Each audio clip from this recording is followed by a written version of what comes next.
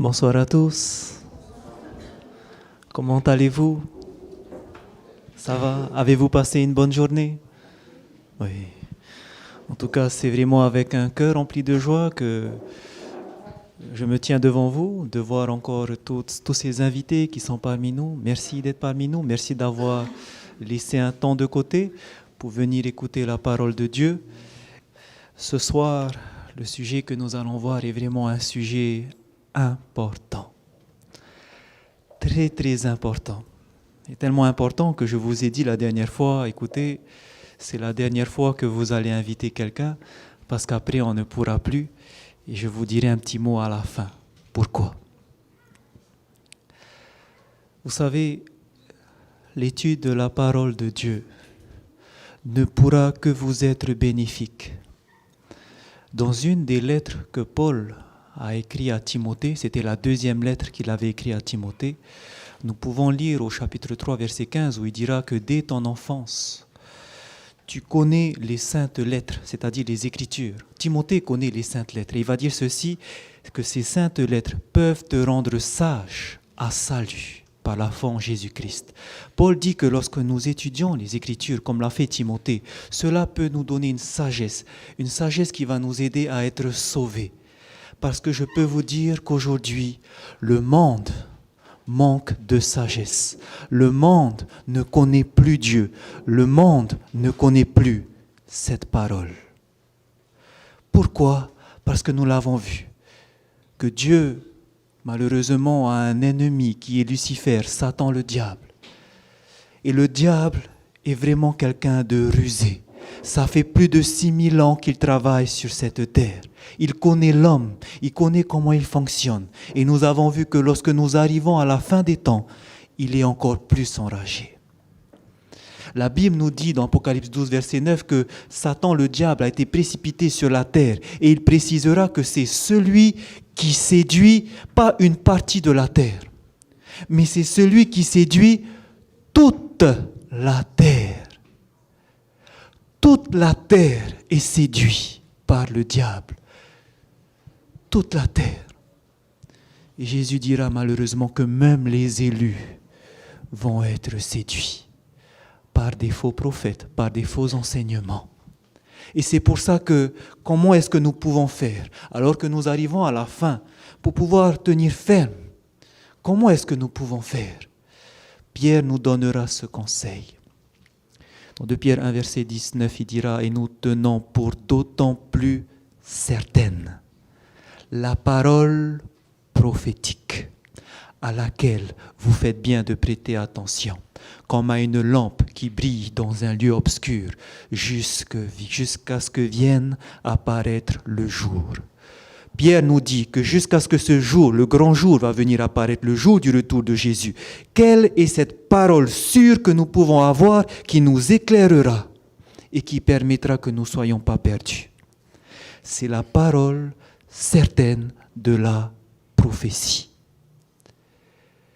Lorsque nous allons nous tenir fermes, comprendre cette prophétie, je peux vous dire que beaucoup d'entre vous, surtout parmi vous les invités, vous allez vraiment comprendre des choses essentielles à votre salut. Vous n'allez plus être séduits. Lorsqu'on se tient sur cette parole, rien ne pourra nous séduire. Et ce soir, le message que nous allons étudier, le sujet sera une prophétie à ne pas manquer. Pour comprendre cette prophétie que nous allons voir, Pierre dira que toute parole prophétique a été inspirée par un seul esprit, l'Esprit de Dieu, l'Esprit qui a inspiré chaque écrivain qui a écrit cette Bible. Et c'est pour cela que pour comprendre cette parole prophétique qui a été inspirée par le Saint-Esprit, nous allons prier le Saint-Esprit, afin qu'il puisse nous éclairer, nous donner l'intelligence et surtout nous aider à comprendre cette parole prophétique. Et pour cela, j'aimerais vous demander, pour ceux qui le peuvent, de se mettre à genoux et nous allons prier Dieu.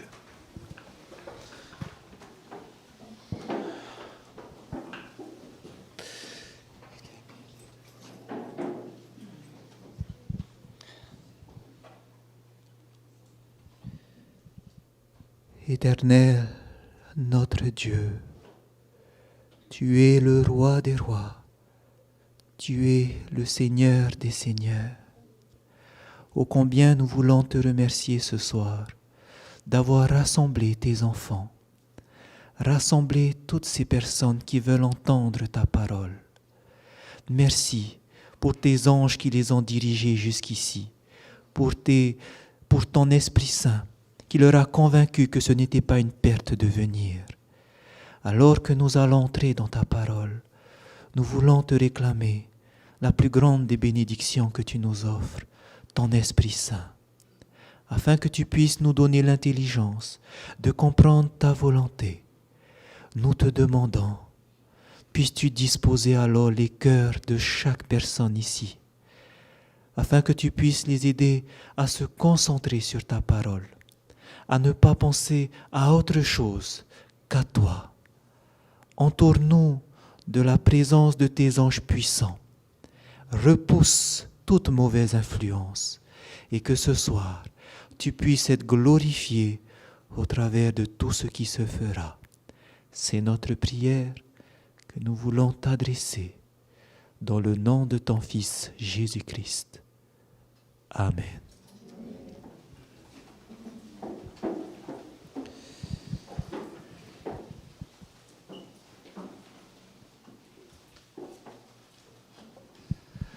Vous savez, Jésus, lorsqu'il va décrire les signes de la fin des temps, en parlant de ces signes de la fin des temps, il va préciser quelque chose qui aujourd'hui va nous interpeller, parce que nous sommes arrivés à la fin. Et nous allons voir cela dans Matthieu chapitre 24. Dans Matthieu chapitre 24, alors que Jésus parlera des signes des temps, regardez ce qu'il dira au verset 15.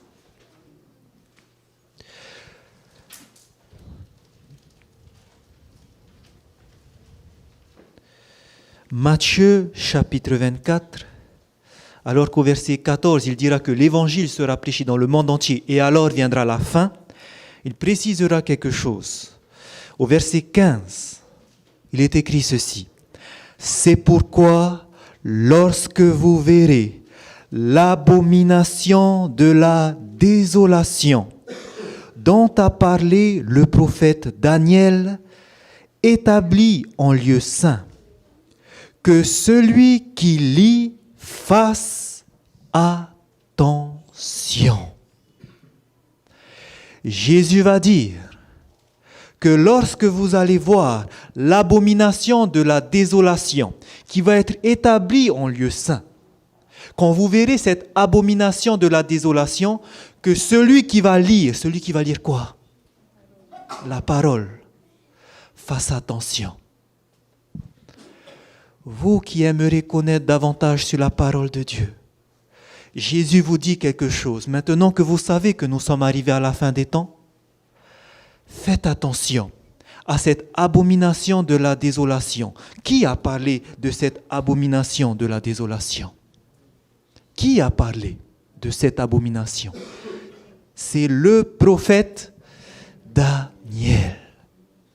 Et c'est pour ça que nous devons étudier les prophéties de Daniel pour comprendre qui est cette abomination de la désolation. Parce que vous verrez qu'il a fait quelque chose qui a fait que le monde entier aujourd'hui est séduit.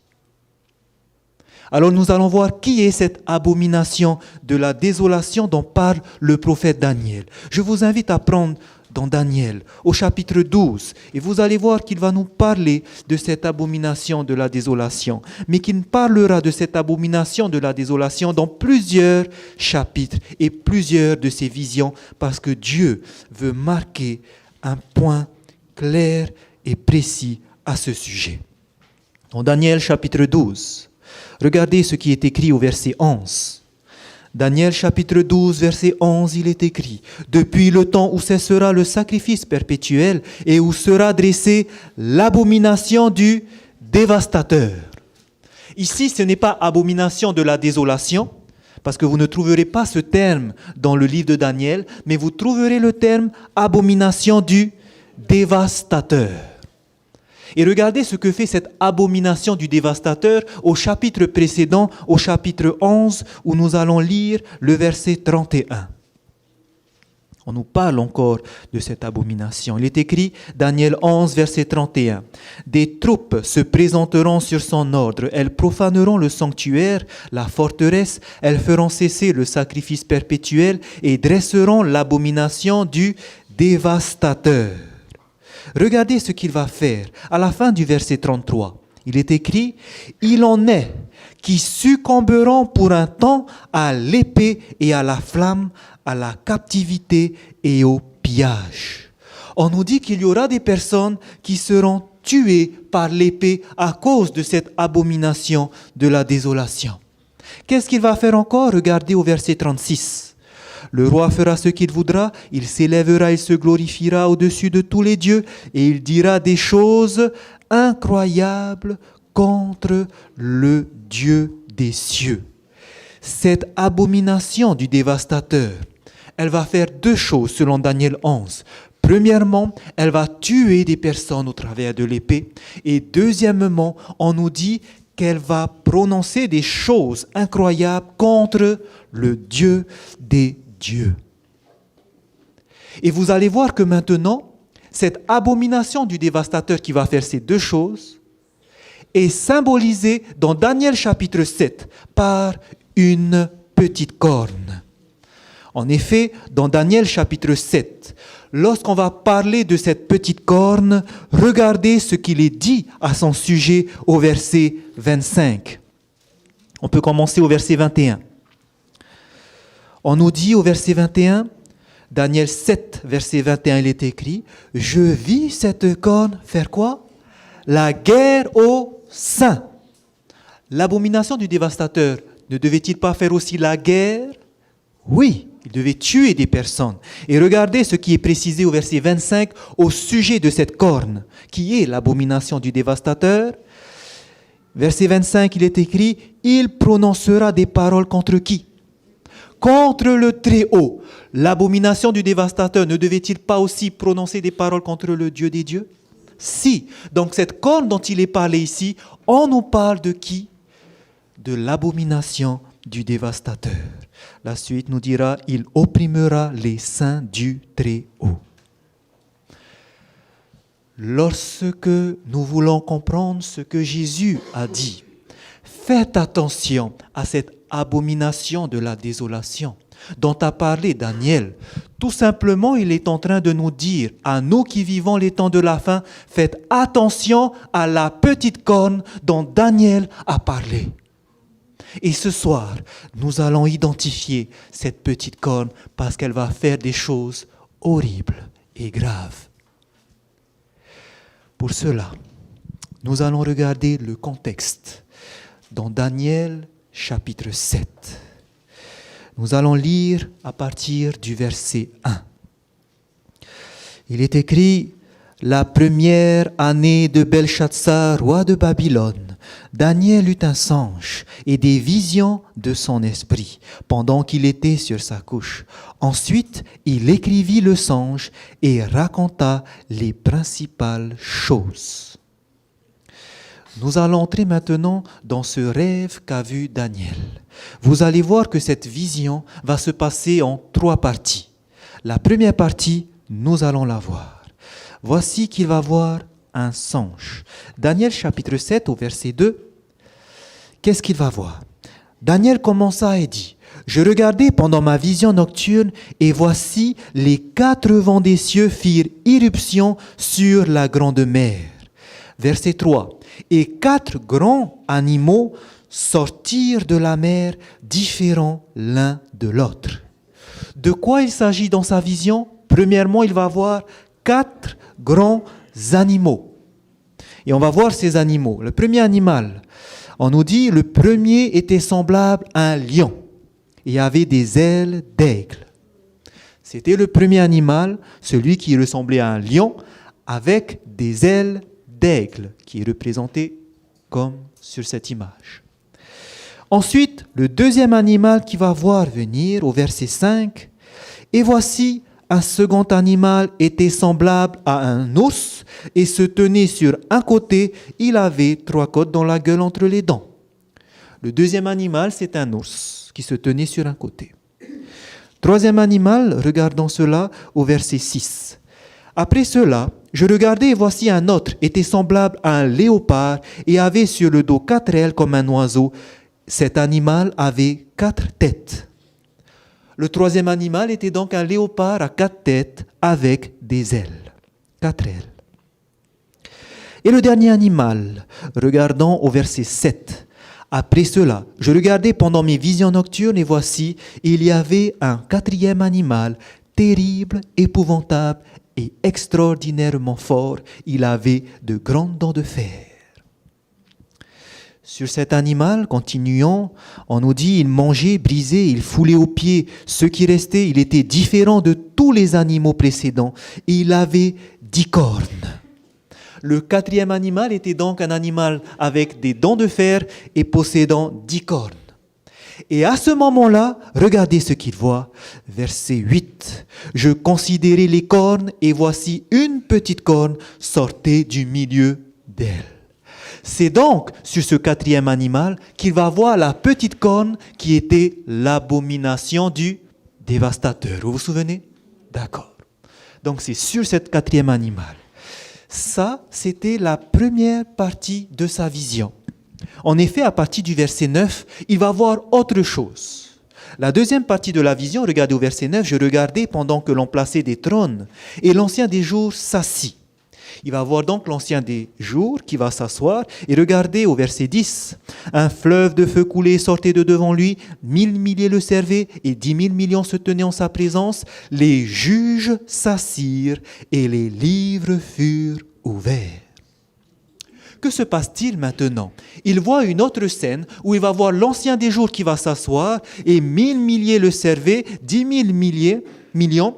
Et qu'est-ce qui se passe? Les livres furent ouverts et on voit des juges qui vont s'asseoir. Il y a donc maintenant une scène de jugement qu'il va voir après la vision des 4 bêtes.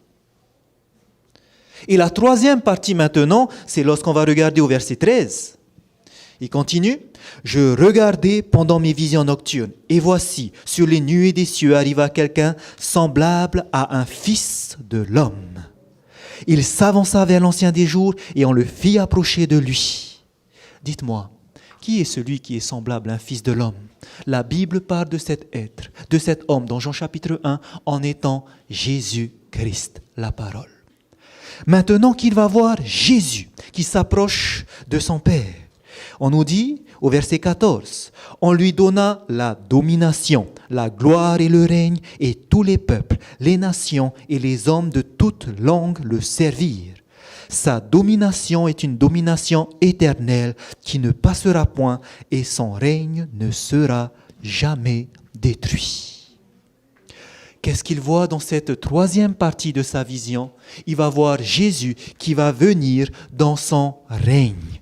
Jésus qui vient dans son règne, qui domine sur toutes les nations, avec ce règne éternel que nous avons vu qui va se passer lors de son retour.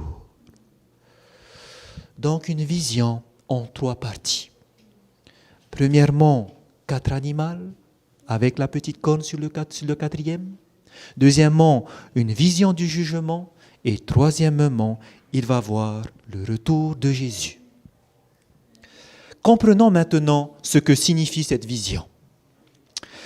Que symbolisent ces bêtes? Je vous invite à prendre au verset 17. Au verset 17, il est écrit, on va lui donner l'explication, il est écrit, ces 4 grands animaux, ce sont 4 rois qui s'élèveront de la terre. Que représentent les 4 animaux? Des rois. Pas seulement des rois. En effet, regardez au verset 23. Au verset 23, il est écrit que le 4e animal, c'est un 4e royaume. Donc un animal ne représente pas seulement un roi, mais aussi un royaume. Vous vous souvenez, quand on avait étudié il y a longtemps la statue de Daniel, nous avons vu que chaque partie symbolisait le roi, un roi, le roi de Babylone, mais pas seulement, mais aussi un royaume. D'accord? Donc vous voyez que souvent la double application, roi, royaume, c'est ça. Dans notre cadre, on nous dit qu'un animal, c'est un roi ou un royaume. Maintenant que nous comprenons qu'il va y avoir 4 bêtes qui vont se succéder les uns aux autres, qu'est-ce que cela alors veut dire? Cela veut dire qu'il va y avoir 4 rois, c'est quoi? Ce sont aussi des royaumes, 4 royaumes qui vont se succéder. Et après ces 4 royaumes qui vont se succéder, qu'est-ce qui va se passer? La deuxième partie de la vision. Il va y avoir une scène de jugement que nous avons étudiée la semaine dernière, qui s'est passée en 1844. Et après, qu'est-ce qu'il va y avoir? Le retour de Jésus. En d'autres termes, la vision qu'il a vue, c'est la succession de 4 royaumes avant que Jésus ne revienne, qui va installer ce dernier royaume, le royaume éternel. J'aimerais vous demander, il n'y avait-il pas une vision ou une prophétie qui nous parle aussi de 4 royaumes qui se succèdent et ensuite va venir un royaume éternel? Pour ceux qui étaient présents lors de la première série, il y a maintenant quelques mois, lors de la deuxième leçon, nous avons vu cette prophétie dans Daniel chapitre 2, où le roi Nebuchadnezzar avait eu une vision d'une grande statue à combien de parties métalliques? 4 parties métalliques. Et ces parties métalliques représentaient des royaumes qui allaient se succéder jusqu'au dernier royaume qui était représenté par une pierre qui frappait les pieds de la statue et qui va se transformer en une grande montagne et qui symbolisait le royaume éternel de Dieu. Qu'est-ce que vous remarquez alors? Nous voyons ici que dans Daniel chapitre 7, il y a une répétition de ce qui se passe dans Daniel chapitre 2, 4 royaumes qui se succèdent pour venir ensuite au retour de Jésus. Est-ce que vous voyez la scène? Est-ce que vous vous souvenez que représentait le premier royaume? Le royaume de Babylone, dans Daniel chapitre 2, Daniel, l'explication quand on va lui donner ses dieux, il va dire au roi Nebuchadnezzar, c'est toi qui es la tête d'or. Nebuchadnezzar étant le roi de Babylone, ça représente aussi pas seulement le roi, mais aussi le royaume de Babylone. Ensuite, après lui est venu un autre royaume qui a renversé le royaume de Babylone. Nous l'avons étudié et la Bible en parle dans Daniel chapitre 5. Il s'agit des Mèdes et des Perses au travers de Cyrus et Darius qui sont venus pour attaquer Babylone. C'était l'autre empire universel qui est venu après Babylone. Ensuite est venu un 3e royaume, comme le disait la prophétie. Et ce 3e royaume était le fameux empire dirigé par Alexandre le Grand. Cette armée qui a été dirigée, c'était l'empire de la Grèce. Et ensuite est venu un autre empire qui a régné encore plus loin et qui a décimé l'armée d'Alexandre le Grand, la Grèce. Quel était ce 4e royaume? C'était le royaume de Rome. Et nous avons vu que le fer qui continuait dans les pieds nous montrait qu'il n'y avait pas de 5e royaume. Mais le fer qui continuait dans les pieds, mélangé avec l'argile, nous montrait que ce royaume-là, comme disait la prophétie, sera un royaume qui sera divisé. Et vous vous souvenez que ce royaume devait durer jusqu'à la venue du royaume éternel. Et ce royaume Rome a réellement été divisé. Et aujourd'hui, ce royaume qui est divisé, qui demeure encore aujourd'hui, ça représente tout simplement l'Europe qui est divisée. Vous vous souvenez de cette prophétie? Et la pierre qui devait frapper. La prophétie disait qu'au temps de ces rois-là, Dieu suscitera un royaume qui ne passera pas. le royaume éternel de Jésus-Christ. Et nous avons vu que nous sommes arrivés au pied de la statue, au niveau des orteils, où bientôt Jésus revient. Donc, si nous avons compris que dans Daniel chapitre 7, il est mentionné de combien de bêtes, combien de royaumes? 4 royaumes. Combien de royaumes dans Daniel chapitre 2? 4 royaumes. Et ensuite va venir le royaume éternel. Nous voyons donc que c'est un parallèle. Dieu est en train de se répéter. Mais quand Dieu se répète, il prend la peine de se répéter. Vous savez pourquoi? C'est pour préciser quelque chose qu'il n'avait pas dit dans Daniel chapitre 2.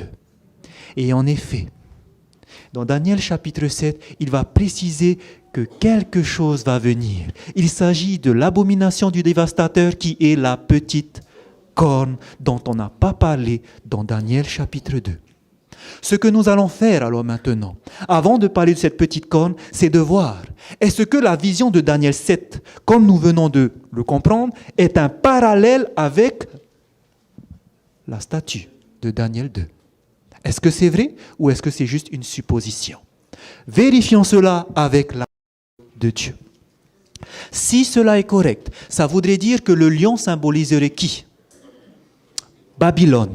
Vérifions-le dans Jérémie. Souvenez-vous que c'est l'Esprit Saint, selon 2 Pierre 1, verset 20, qui a inspiré les prophètes. Ce n'est pas par des hommes que cela est écrit, mais c'est poussé par le Saint-Esprit que des hommes ont parlé de la part de Dieu. Et dans Jérémie, un autre prophète, regardez ce que l'Esprit qui a parlé à Daniel va dire aussi à Jérémie. Jérémie, chapitre 50. Jérémie, chapitre 50, et nous lisons le verset 43. Jérémie, chapitre 50, verset 43. Il est écrit, « Le roi de Babylone apprend la nouvelle, et ses mains s'affaiblissent. L'angoisse le saisit, comme la douleur d'une femme qui accouche. » De qui est-ce que Jérémie est en train de prophétiser? Il prophétise au sujet du roi de Babylone. Regardez maintenant le verset suivant, à quoi il le compare. Verset 44. « Voici tel qu'un lion. Il monte des rives orgueilleuses du Jourdain. » À quoi est comparé le roi de Babylone? À un lion. Le même esprit qui a parlé à Daniel a dit aussi à Jérémie, parle de Babylone comme étant un lion. Ça colle. Et maintenant, on nous dit dans Daniel chapitre 7 au sujet de ce lion. Regardez. Daniel chapitre 7 au verset 4. Regardez ce qu'on nous dit au sujet de ce lion. Daniel chapitre 7 verset 4, il est écrit « Le premier était semblable à un lion et avait des ailes d'aigle. Je regardais jusqu'au moment où ses ailes furent arrachées. Il fut enlevé de terre et mis debout sur ses pieds comme un homme, et un cœur d'homme lui fut donné. » On nous parle de l'expérience que va passer ce lion, qui symbolise aussi qui? Un royaume, mais aussi un roi. Le roi de qui? De Babylone. On nous dit que ce lion on va lui arracher les ailes, il va se dresser et un cœur d'homme lui sera donné. Vous savez, quand Daniel a écrit ça, il savait de qui il s'agissait. Il savait qu'on parlait ici de l'expérience qu'a passé le roi Nebuchadnezzar. Parce qu'en effet, quelques années auparavant, une dizaine d'années avant, on nous dit dans Daniel chapitre 4 que quelque chose va se passer sur le roi Nebuchadnezzar. En effet, on va voir que Daniel a eu une vision d'un grand arbre. Et ce grand arbre va être coupé. On va laisser que la racine. Et Daniel va dire à Nebuchadnezzar que cet arbre, ça représente lui-même le roi. Et qu'un jour, il va être coupé, c'est-à-dire il va perdre la raison. Et on va nous dire que des ailes, des plumes vont pousser et qu'il va devenir comme un animal broutant l'herbe s'il détourne son cœur de Dieu. Et qu'est-ce qui s'est passé? eh bien, ce qui a été dit dans la vision va se réaliser. En effet, un jour, alors que Nebuchadnezzar sortait de son royaume, il va se glorifier. Il va dire, voici Babylone que j'ai construite de mes mains. Mais voilà, à ce moment-là, qu'est-ce qui se passe? Boum, il perd la raison. Il va devenir comme une bête. Il va se mettre à quatre pattes. On nous dit que des ailes vont pousser sur lui. Et cela va se passer pendant 7 années. 7 années où il va être comme un animal. Mais voici qu'au bout des 7 années, que se passera-t-il? Dans Daniel, chapitre 4, verset 31, on nous dit « Après le temps marqué, moi, Nebuchadnezzar, je levai les yeux vers le ciel et la raison me revint. » Il va retrouver la raison. C'est comme si que cet animal représenté par ce lion avec des ailes d'aigle va se redresser et un cœur d'homme lui sera donné. Il retrouve la raison. Vous comprenez donc que oui, l'expérience du lion avec 2 ailes d'aigle symbolise bien le roi de Babylone. Et encore plus loin. Non seulement nous voyons cela dans la parole de Dieu, mais les fouilles archéologiques ont montré une chose. Dans la ville de Babylone, il y avait plusieurs entrées, plusieurs portes. Et l'une de ces portes principales était la porte d'Ishtar. Et la porte d'Ishtar a été reconstituée au musée de Pergame qui se trouve à Berlin. Voici la porte d'Ishtar. Ça, c'est dans les livres d'histoire, mais au musée de Pergame, la voici. Regardez ce qui se trouve sur la porte d'Ishtar. Il a été représenté sur cette porte principale de la ville de Babylone, un lion avec 2 ailes. Quand Dieu utilise des symboles, c'est vraiment pour faire comprendre qu'il s'agit de la même chose. Le royaume de Babylone correspond bien à ce premier animal qui est le lion à 2 ailes. L'ours, que représente-t-il alors? Souvenez-vous, nous avons vu dans Daniel 5 au verset 28 que le royaume de Babylone va être donné à qui? Daniel 5 verset 28, ton royaume, il va dire à Belshazzar, sera divisé et donné aux Mèdes et aux Perses. Et les Mèdes et les Perses sont venus, en effet. Et nous avons aussi confirmé cela dans Daniel chapitre 8, où on va voir la vision d'un bouc et d'un bélier. Vous vous souvenez de cette vision? Ok. On va nous dire dans Daniel chapitre 8, regardez au verset 20. Donc c'est le deuxième royaume qui va venir après. Au verset 20, on nous dit, le bélier que tu as vu et qui avait des cornes, ce sont les rois des Mèdes et des Perses. Donc, et le deuxième royaume, verset 21, le bouc, c'est le roi de Javan. Et Javan, c'était l'ancien nom pour la Grèce. Donc on nous parle ici des 2 rois ou des 2 royaumes, qui est le royaume de Grèce, le bouc qui va venir avec cette grande corne tuer le bélier, les Mèdes et les Perses, puisque c'est le royaume de Grèce ensuite qui va succéder, souvenez-vous. Mais regardez maintenant, en parlant de ce bélier, symbolisant les Mèdes et les Perses, regardez ce qu'on nous dit au verset 3. Daniel, chapitre 8, au verset 3. Il est écrit, « Je levai les yeux, je regardai et voici un bélier. » Qui est le bélier? Royaume des Mèdes et les Perses. Se tenait devant le fleuve et il avait des cornes. Ces cornes étaient hautes, mais l'une était plus haute que l'autre et elle s'éleva la dernière. Que se passe-t-il sur ce bélier qui représente les Mèdes et les Perses? Il y a 2 cornes, une étant plus grande que l'autre et la dernière va s'élever. Or, quand nous prenons dans Daniel chapitre 7 au verset 5, de quoi on nous parle ici? Et voici, un second animal était semblable à un ours, il se tenait sur un côté. D'après vous, pourquoi il se tient sur un côté?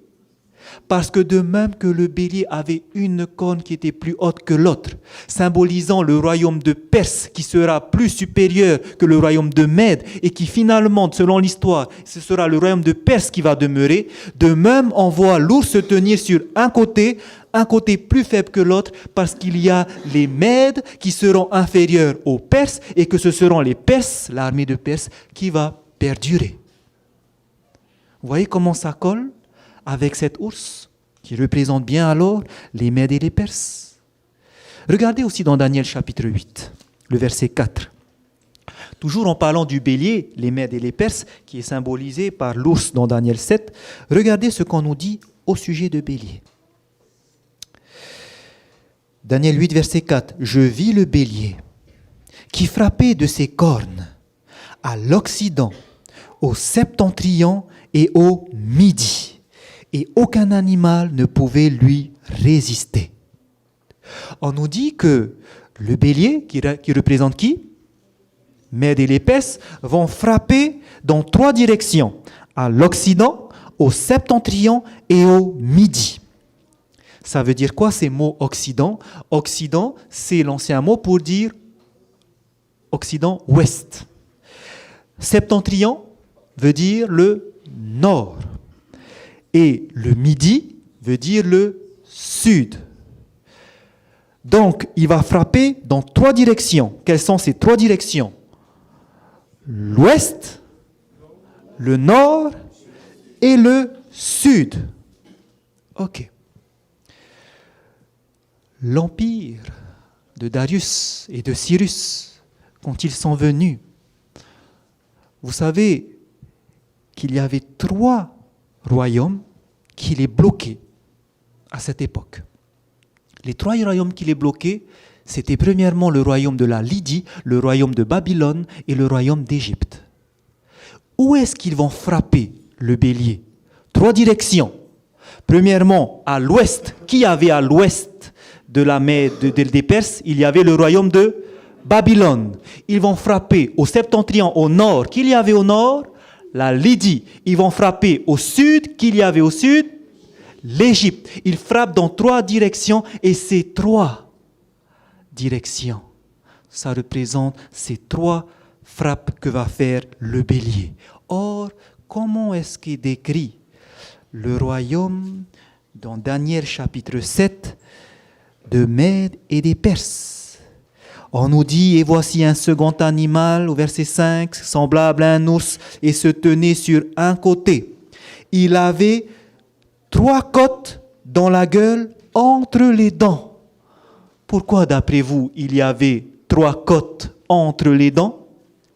Ça symbolisait les 3 royaumes qu'ils ont conquéris pour pouvoir venir sur scène. Donc, on comprend bien que oui, l'ours symbolise bien. Cette deuxième partie métallique qui était l'argent, ça symbolise l'empire médo-perse. Est-ce que vous voyez le parallèle? Jusqu'à présent, c'est confirmé. Donc, on comprend que la suite aussi sera confirmée. Le 3e animal, c'était un léopard à 4 têtes, avec 4 ailes, qui représenterait alors la Grèce. Vous vous souvenez dans Daniel chapitre 8, par quel animal était représentée la Grèce, l'empire de Javan?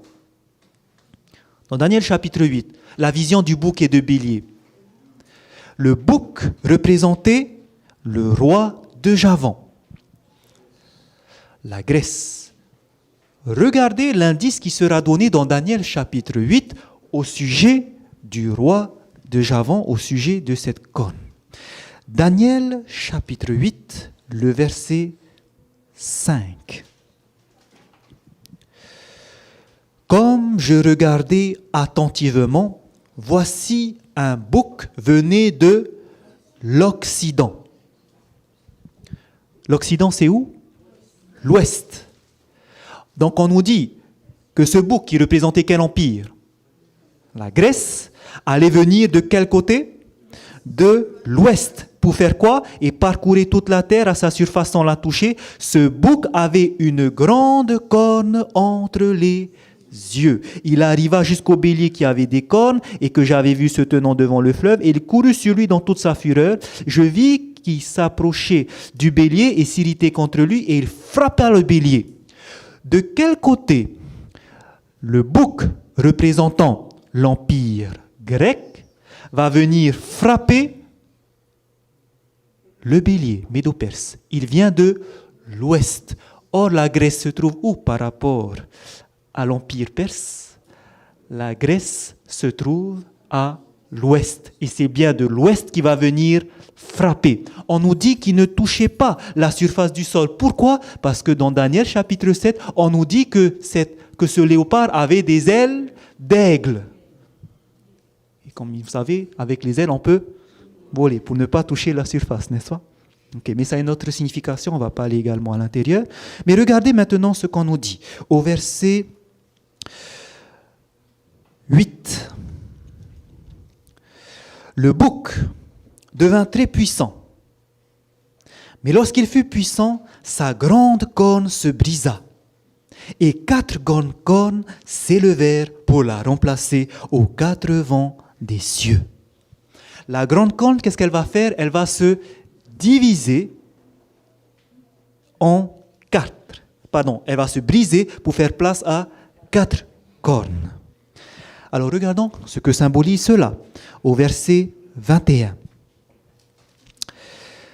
Le bouc, c'est le roi de Javan. La grande corne entre ses yeux, c'est le premier roi. Qui était le roi qui a permis d'aller à la conquête des Mèdes et des Perses? Le roi, le grand roi, c'était le roi Alexandre le Grand. Les 4 cornes qui se sont élevées pour remplacer cette corne brisée. Ce sont 4 royaumes qui s'élèveront de cette nation, mais qui n'auront pas autant de force. Qu'est-ce qui se passerait après cette grande corne représentant Alexandre le Grand? Le royaume va être divisé en 4. Or, savez-vous ce qui s'est passé à la mort d'Alexandre le Grand? Il est mort très jeune. Et à sa mort, son royaume a été confié à ses 4 généraux, qui étaient Lysimaque, Cassandre, Ptolémée et Séleucos. L'empire grec a été divisé en 4. Au nord, c'était Lysimaque qui a pris. Au sud, c'était Ptolémée. À l'ouest, c'était Cassandre. Et à l'est, c'était Séleucos. Le royaume a été divisé en 4 et il a perdu de sa puissance, comme l'a dit la prophétie. C'est pour cela que nous voyons dans Daniel chapitre 7, pas 4 cornes, mais sur le léopard, il y avait combien de têtes? 4 têtes, représentant les 4 parties du royaume ou les 4 généraux qui vont venir après. Vous voyez comment la prophétie colle, comment les choses s'interprètent par elles-mêmes et que nous n'avons pas besoin d'avoir d'autre interprétation que celle de la parole de Dieu. Maintenant, que se passe-t-il? Nous voyons le 4e animal venir. Que symboliserait alors le 4e animal? Le 4e animal représenterait Rome. Souvenez-vous, dans Daniel chapitre 7, au verset 7, Daniel 7, verset 7, on nous dit qu'il y avait un 4e animal terrible, épouvantable, extraordinairement fort. Il avait de grandes dents de fer. Pourquoi est-ce que Dieu a précisé qu'il avait des dents de fer? Parce que dans Daniel 2, la partie correspondant à Rome était en jambes, c'était des jambes en fer. Donc on voit, oui, que Rome, ça symbolise bien ce 4e animal. Mais on nous dit, regardez au verset 19.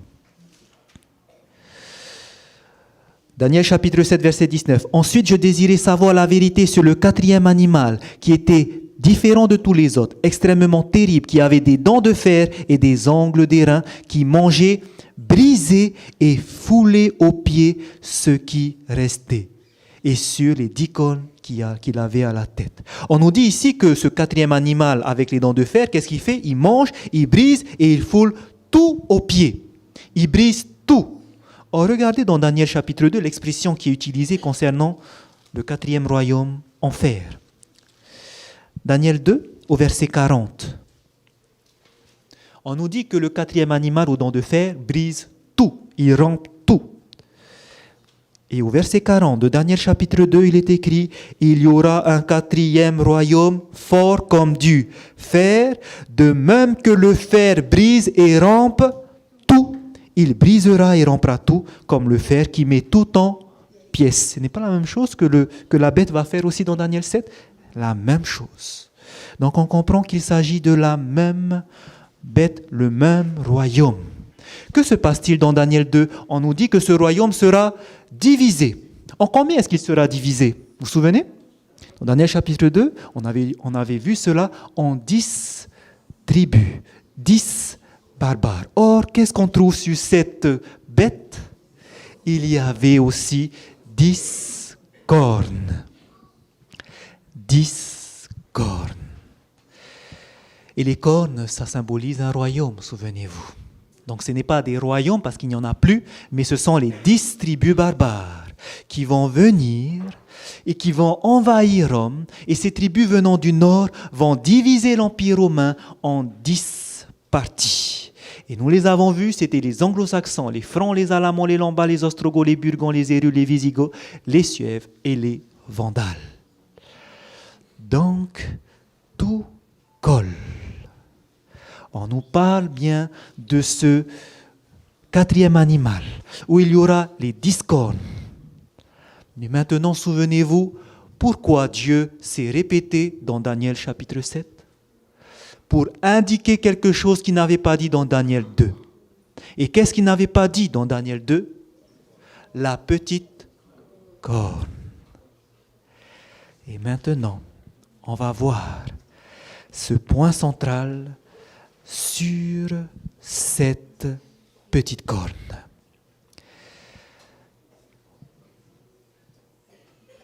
Donc vous comprenez jusqu'ici que lorsqu'on va voir que la petite corne va arriver, vous voyez dans quel contexte on est. On n'est pas dans une petite corne à chercher dans les années 2000, puisqu'elle va venir pendant la quatrième bête. Ce n'est pas une petite corne, qu'on va chercher aussi dans les années moins 1000 avant Jésus-Christ. Rien que cette prophétie, on peut nous placer dans quelle époque on sera. Dans quel contexte on est, c'est lorsqu'on sera au quatrième royaume, quand on est au moment où il y aura les 10 tribus. Et regardez maintenant quels sont tous les indices qui vont nous permettre de retrouver qui est cette petite corne dont Jésus a dit « Faites attention ». Et nous allons voir 9 indices. Et lorsque nous allons voir ces 9 indices, vous allez voir qu'en faisant des recherches, c'est impossible de rater cette petite corne. J'aimerais juste, avant de continuer, qui parmi nous ce soir n'a jamais étudié cette petite corne? Qui n'a jamais étudié, s'il vous plaît? Honnêtement, qui n'a jamais étudié? Ok. Vous allez voir que lorsqu'on cherche, vous allez trouver. C'est ce que Jésus a dit. Celui qui cherche, trouvera. Mais pour chercher, Dieu nous dit, voici les indices. Il faut lire la parole.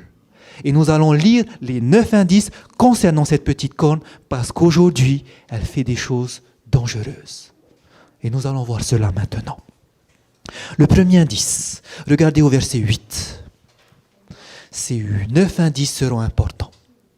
Verset 8, il est écrit « Je considérais les cornes, et voici une autre petite corne sortie du milieu d'elle. » D'où est-ce que va venir la petite corne? On nous dit qu'elle vient du milieu d'elle. Du milieu de qui? Des 10 cornes. Donc, rien qu'ici, vous avez un indice pour situer d'où est-ce qu'elle va venir, la petite corne. Elle ne doit pas venir d'Amérique, mais elle doit venir du milieu des 10, c'est-à-dire du milieu de l'Europe. Souvenez-vous, les 10 cônes représentent aujourd'hui l'Europe divisée. Si on veut la trouver, il faut regarder dans quel endroit du milieu de l'Europe. Deuxièmement, le deuxième indice va vous permettre de vous situer pas le lieu, mais à quelle époque elle va venir. Et cela se trouve au verset 24. Verset 24, il est écrit, les 10 cornes, ce sont 10 rois qui s'élèveront de ce royaume. Un autre s'élèvera après eux. Après qui? Après les 10 rois. Les 10 rois représentant qui? Les 10 tribus barbares qui donnent aujourd'hui l'Europe. Donc, si on doit chercher à quelle époque ça va venir, ça doit venir avant que les 10 tribus viennent ou après? Après. Or, lorsque vous allez regarder dans l'histoire, les invasions barbares ont commencé à partir de l'année 351.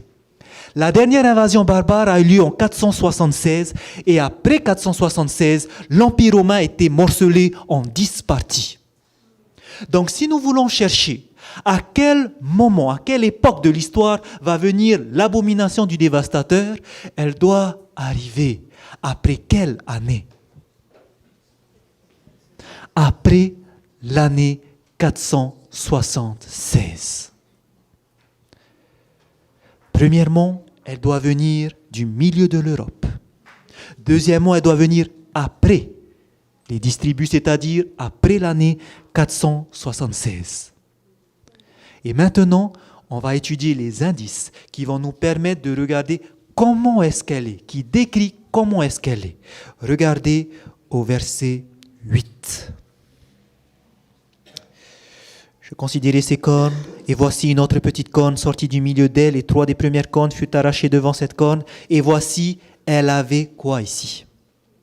Elle avait des yeux comme des yeux d'homme et une bouche qui parlait avec arrogance. Pardon. Juste avant d'aller sur cet indice, regardez au verset 24, on s'était arrêté. Un autre s'élèvera après eux, et la suite nous dit, il sera différent des premiers. Elle est comment, la petite corne? Différent des premiers, c'est-à-dire des 10 rois. Ce qui veut dire que le troisième indice nous dit qu'elle devra être différente de ces 10 tribus. Et revenons au verset 8, on nous dit que sur cette corne, elle avait quoi? Des yeux, comme des yeux d'homme, et une bouche. Pourquoi ici Dieu précise qu'il y a des yeux et une bouche comme des yeux d'homme? C'est tout simplement pour nous préciser que cette petite corne, cette entité, est dirigée par un homme. Et un homme est sans chef. Un homme est sans chef. Continuons. Regardez le verset 8. Donc nous avons vu qu'elle est différente. Elle a un homme qui est sans chef. Et regardez maintenant ce qu'elle va faire, les actions qu'elle va faire. Nous avons vu au verset 8. Je considérais les cornes et voici une autre petite corne sortie du milieu d'elle et 3 des premières cornes furent arrachées devant cette corne. Combien de cornes seront arrachées devant elle? 3. En effet, regardez au verset 24 ce qu'elle fait. Les 10 cornes, ce sont 10 rois qui s'élèveront de ce royaume. Un autre s'élèvera après eux. Il sera différent des premiers et il abaissera 3 rois. 3 cornes abaissées signifie que la petite corne va abaisser 3 rois ou 3 royaumes. Or, aujourd'hui, quand vous prenez la liste des 10 tribus barbares qui ont envahi l'Empire romain, nous avons vu il y a les Alamans, qui sont aujourd'hui les Allemands. Nous avons les Burgondes, qui sont aujourd'hui les Suisses. Nous avons les Francs, qui sont aujourd'hui les Français. Nous avons les Lombards, qui sont aujourd'hui les Italiens. Nous avons les Saxons, qui sont les Anglo-Saxons, les Anglais. Nous avons les Suèves, qui sont les Portugais. Et nous avons les Wisigoths, qui sont aujourd'hui les Espagnols. Or, aujourd'hui, on ne retrouve plus les Hérules, les Vandales et les Ostrogoths. Combien de tribus on ne retrouve plus? 3. Pourquoi? Où est-ce qu'elles sont passées, ces 3 royaumes? Ils ont été décimés par qui? Par la petite corne.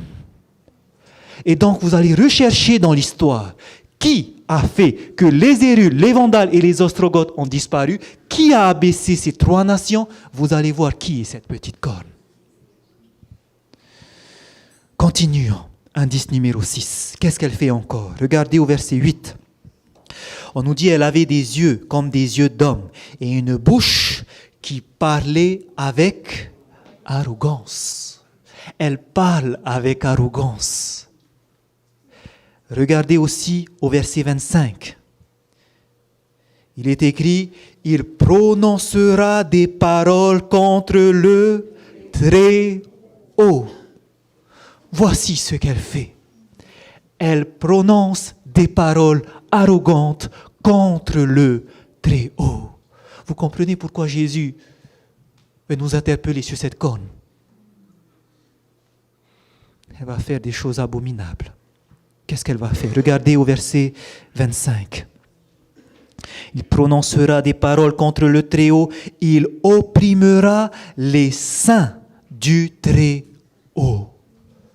Qu'est-ce qu'elle va faire? Elle va opprimer les saints du Très-Haut. J'aimerais vous faire comprendre que les saints dont on parle ici, ce n'est pas les saints comme vous pensez, Saint Thomas, tout ça, les saints qui ont été canonisés. Mais lorsque vous prenez dans la parole de Dieu, vous prenez les épîtres de Paul, quand il écrit aux églises, il va parler aux saints qui sont à tel endroit, aux saints qui sont à tel endroit. Quand on parle des saints, ce sont tout simplement les chrétiens. Parce que quand on est chrétien, on a accepté Jésus-Christ, Dieu nous sanctifie. Et sanctifiés, nous sommes des personnes qui sont donc saints. C'est pour ça qu'on a appelé les saints. Elle va faire la guerre à qui? Elle va opprimer qui? Les chrétiens, les saints. Et c'est ce qu'elle nous dit au verset 21. Verset 21, « Je vis cette corne faire la guerre aux saints. » Au travers alors de cette entité, on nous dit qu'elle va faire la guerre aux saints, persécuter des chrétiens, des personnes qui croient en Jésus-Christ, qui croient en sa parole et qui s'attachent à la parole sûre et non aux paroles d'hommes. Continuons au verset 25. Nous allons voir le 8e indice. Qu'est-ce qu'elle va faire encore? Verset 25, il prononcera des paroles contre le Très-Haut. Il opprimera les saints du Très-Haut et il espérera changer les temps et la loi. Voici ce qu'elle fera aussi. Elle espérera changer les temps et la loi. Nous allons voir le dernier indice. Et dans ce dernier indice, vous allez voir la durée pendant laquelle elle va exercer son oppression. Regardez toujours au verset 25. La suite, il nous dit, il espérera changer les temps et la loi, et les saints seront livrés entre ses mains. Pendant combien de temps? 1 temps, 2 temps et la moitié d'un temps. La durée pendant laquelle elle va agir, c'est pendant 1 temps, 2 temps et la moitié d'un temps. Dit comme ça, on ne comprend pas. Mais quand Dieu dit de cette façon, c'est parce que ça a une connotation prophétique. C'est symbolique. Sinon, il aurait pu dire autrement, pendant telle durée. Mais là, il va dire pendant 1 temps, 2 temps et la moitié d'un temps. Littéralement, quand vous allez prendre le mot biblique, c'est-à-dire le mot original, le mot hébreu qui est marqué ici, le mot 1 temps, c'est le mot 1 an. Le mot des temps, le mot des, c'est le premier pluriel, c'est-à-dire quand il y a 2. Donc des temps, c'est 2 ans. Et la moitié d'un temps, c'est la moitié d'1 an. Et c'est ce que vous lirez littéralement en hébreu. Il va agir pendant 1 an, 2 ans et la moitié d'1 an. Ça fait combien d'années? 3 ans et demi. Vous voyez que Dieu aurait pu dire il va agir pendant 3 ans et demi. Pendant 3 ans et demi. Mais Dieu nous donne ici une notion prophétique. Parce que ces jours-là, comme nous en verrons, ce n'est pas littéral. En effet, lorsque Dieu parle d'une année, un an, c'est pour les Juifs, pour ceux qui comprennent cette prophétie. Dieu a écrit cela d'abord aux Juifs, souvenez-vous. Quand Jésus est venu, il est parti pour prêcher aux Juifs. Donc quand il disait, allez regarder ce que Daniel a dit, il parlait d'abord aux Juifs. Et donc il leur parlait selon leur compréhension du temps, de l'année. Et pour les Juifs, vous savez combien il y avait de mois chez les Juifs? 12 mois. Et chaque mois durait pendant 30 jours. Chaque mois durait pendant 30 jours. Bibliquement, vous pouvez le voir dans Genèse. Genèse chapitre 9, quand on va parler du déluge. Il va pleuvoir pendant 150 jours. Et quand vous allez regarder, la durée pendant laquelle ça va faire pendant 5 mois. Et 5 mois de 30 jours, ça fait bien 150 jours. Mais on va pas aller dedans. Mais sachez-le que pour les Juifs, un mois, c'est 30 jours. Combien de mois dans l'année? 12 mois. Ça fait combien alors de jours dans une année? Une année fait 360 jours pour les Juifs. Ce qui veut dire qu'elle va agir pendant 3 ans et demi. Quelle est la durée de 3 ans et demi en jours? Nous avons vu un temps. Ça fait combien de jours? 360 jours. 2 ans, c'est combien d'années? 2 ans. Ça fait combien de jours? 2 ans? 720 jours. Et la moitié d'un temps, ça fait combien la moitié d'un temps? 180 jours. Quelle est la durée totale alors que fait ces 3 ans et demi? 360 plus 720 plus 180. Faites d'abord 180 plus 720. Ça fait 900. 900 plus 360. 1260 jours, c'est la durée pendant laquelle elle va régner. Maintenant, pour avoir une preuve biblique qu'un temps des temps et la moitié d'un temps, c'est égal à 1260 jours, je vous invite à aller dans Apocalypse. Gardez un doigt dans Daniel. Et allons dans Apocalypse, chapitre 12. Nous verrons cette prophétie plus tard en détail, lorsque nous ouvrirons le livre d'Apocalypse. Mais il y a un verset qui va nous faire comprendre que oui, un temps des temps et la moitié d'un temps, c'est bien 1260 jours. En effet, dans Apocalypse 12, on nous parle d'une vision concernant une femme, une vierge pure, avec 12 étoiles sur sa tête, la lune sous ses pieds et le soleil derrière elle. Regardez ce qu'on nous dit au sujet de cette femme au verset 6. Et la femme s'enfuit dans le désert, où elle avait un lieu préparé par Dieu, afin qu'il y fût nourri pendant 1260 jours. Pendant 1260 jours, où est-ce qu'elle sera? Dans le désert. Qu'est-ce qu'elle fera dans le désert? Dieu va la nourrir. Elle sera nourrie. Regardez maintenant au verset 14. Et les 2 ailes du dragon, et les 2 ailes du grand aigle furent données à la femme, afin qu'elle s'envolât où? Au désert, vers son lieu où elle est nourrie. Pendant combien de temps? Un temps, des temps et la moitié d'un temps, loin de la face du serpent. Qu'est-ce que vous remarquez? La durée pendant laquelle elle va être dans le désert où elle fut nourrie, c'était 1260 jours, selon le verset 6. Mais selon le verset 14, c'est pendant un temps, des temps et la moitié d'un temps. Ce qui veut dire qu'un temps, 2 temps, et des temps et la moitié d'un temps, symbolise bien 1260 jours. Or, nous avons vu dans Ézéchiel 4, verset 6, dans Nombre 14, verset 34, que selon Dieu, un jour, c'est égal à un an. Ces jours-là ne sont pas littérales, mais symboliques. Ce qui veut dire qu'elle ne va pas agir pendant 3 ans et demi, littéral, mais pendant combien de temps? 1260 années. Voici la durée de son règne. Ce qui veut dire, maintenant que vous voulez connaître la vérité au sujet de cette petite corne qui va faire des choses abominables, il suffit de regarder dans l'histoire. Et je vous invite, à tous ceux qui ont levé le doigt, d'aller rechercher. N'attendez pas la réponse, parce que ce n'est pas un homme qui va vous le dire, mais c'est l'histoire.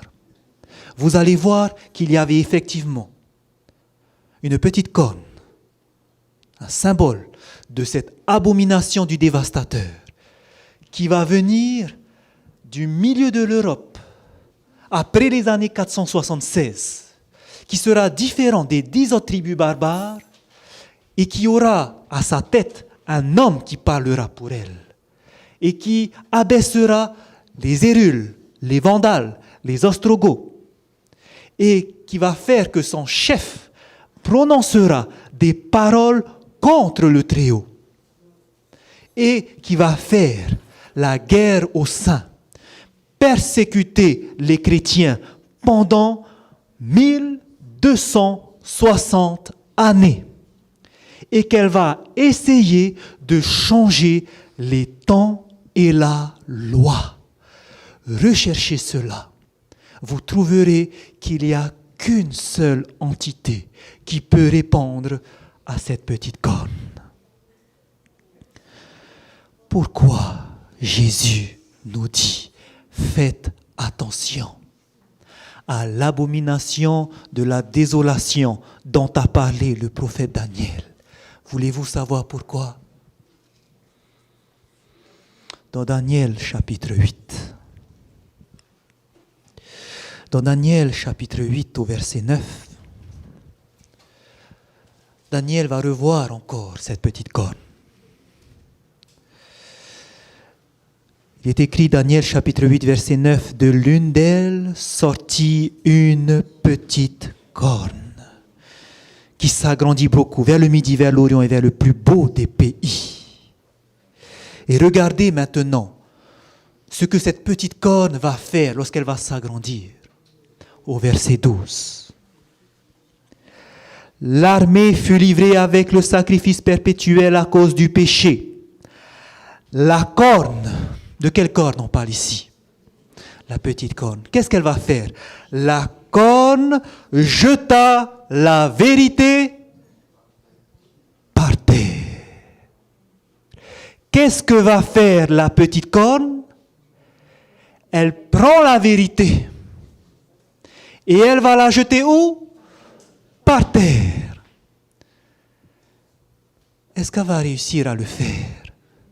Regardez la suite du verset. La corne jeta la vérité par terre et réussit dans ses entreprises. Elle va jeter la vérité par terre. Et est-ce qu'elle va le réussir? Oui. Et c'est là le problème, frères et sœurs. Chers invités, c'est que beaucoup d'entre nous, qui n'étudions pas la Bible, nous avons été trempés par le plus grand des séducteurs. Satan le diable, au travers d'un système, pendant l'histoire, a pris cette parole. Et qu'est-ce qu'il a fait avec?